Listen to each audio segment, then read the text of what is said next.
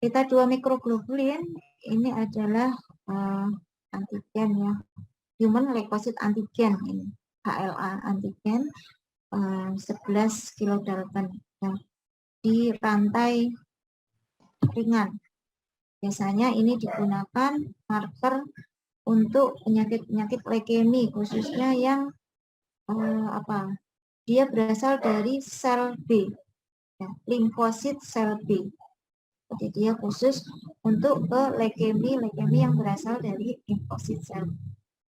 Kemudian bisa untuk sebagai marker limfoma, multiple myeloma, ini adalah keganasan pada hematologi, bukan keganasan sel padat. Kayak yang tadi kan sel padat ya. Kalau yang ini adalah sel-sel yang berhubungan dengan hematologi. Tidak spesifik untuk beta 2 mikroglobulin ini, dia juga bisa meningkat pada kondisi-kondisi yang dimana terjadi tumor yang solid, tumor padat, meskipun tidak semuanya. Nah, ini penelitian ini ada pada infeksi ya, infeksi, inflamasi, kemudian sirosis, kemudian ini yang menarik juga di dalam HIV ini pun juga terdapat ya beta 2 mikroglobulin. Nah, untuk beta 2 mikroglobulin ini biasanya secara rutin bisa untuk mengevaluasi tingkat kepadatan tumor atau pertumbuhan atau kalau kita melihatnya adalah pemecahan daripada tumor. Kalau misalnya sel darah itu terus berkembang ya, yang dari sel muda kemudian menjadi sel tua, lah ini kan di dalam sumsum tulang ini dia akan produksi terus-menerus. Nah, load-nya akan semakin besar karena produksinya terus-menerus pada kasus-kasus leukemia ini. Nah, ini bisa melihat apakah si tumor tadi itu berkembang dengan sangat cepat atau menjadi blast dengan sangat cepat. Kemudian aktivitas daripada penyakitnya dan prognosisnya. Juga untuk monitoring daripada terapinya. Jadi kebanyakan hampir semua tumor marker ini tidak bisa digunakan untuk diagnosis sendiri. Nah, tetapi hampir semuanya bagus untuk dilakukan monitoring atau respon daripada terapi. Nah, ini kita lihat kalau misalnya peningkatan daripada beta 2 mikroglobulin ini juga bisa terjadi di cairan LCS ya.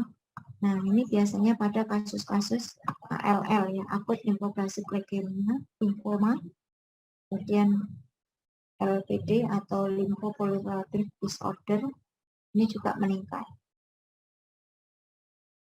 Kondisi dengan metastasis ini juga meningkat karena memang metastasis ini si blastnya daripada limfoblast tadi bisa menyebar sampai kemana-mana.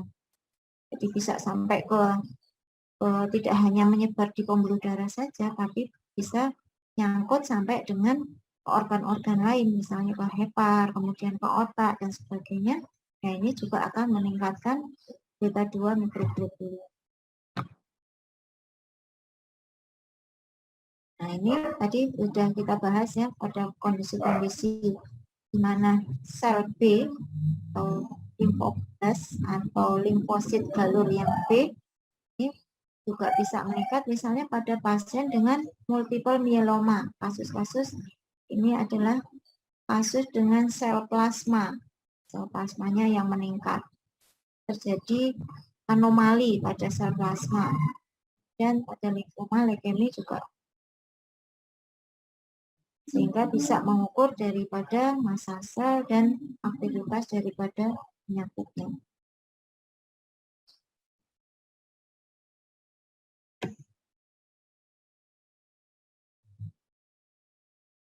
Nah, ini tadi dikatakan bahwa beta 2 mikroglobulin juga sebagai monitor daripada progresi tumor. Ya. Makanya dia bagus untuk monitoring, tetapi tidak untuk mendiagnosa secara awal.